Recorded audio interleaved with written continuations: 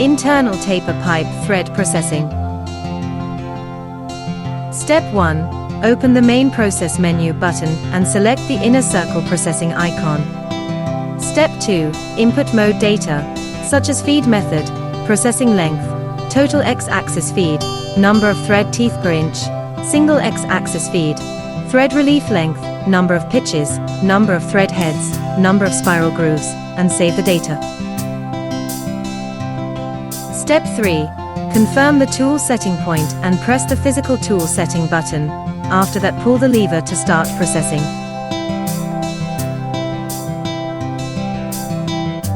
Step 4. After the processing is completed, pull back the rotation and feed axis direction lever.